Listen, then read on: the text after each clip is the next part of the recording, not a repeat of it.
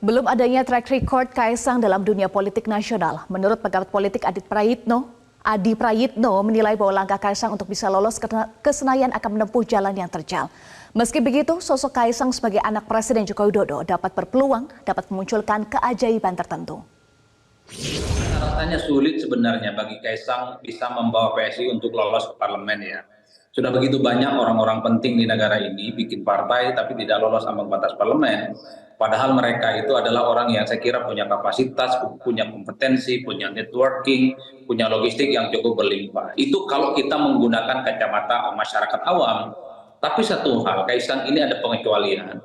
Sekalipun tidak memiliki latar belakang politik yang memadai, tidak memiliki portofolio politik yang selama ini bisa kita tracking sebagai sosok yang pernah terjun ke dunia politik, tapi publik meyakini posisi Kaisang sebagai anak Presiden Republik Indonesia tentu akan begitu banyak keajaiban-keajaiban yang akan terjadi di kemudian hari.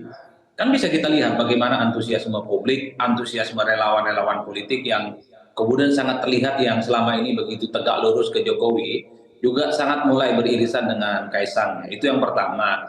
Yang kedua, kalau bicara tentang strategi politik Kaisang, PSI menggarap pemilih muda di 2024, saya kira semua partai politik melakukan itu. Nasdem, PDIP, Golkar, Demokrat, PKS, dan partai yang lainnya tentu menjadikan anak muda sebagai ceruk pemilih yang akan mereka rebutkan. Jadi sebenarnya tidak ada yang spesial sebenarnya ketika Kaisang dan PSI mencoba untuk menyasar kelompok-kelompok pemilih muda dan milenial.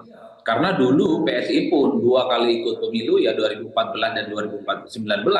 Mereka juga isunya adalah isu anak muda, tapi sekali lagi sorry to say, mereka tidak mampu membawa partai ini bisa berlabuh di Senayan dan ambang batas parlemen 4% bisa mereka lalui. Oleh karena itu, sekalipun ada positioning, sekalipun ada isu yang akan dibangun oleh Kaisang sebagai ketua umum PSI, rasa-rasanya sulit ya untuk bisa membawa PSI lolos di 2020. Jelajahi cara baru mendapatkan informasi. Download Metro TV Extend sekarang.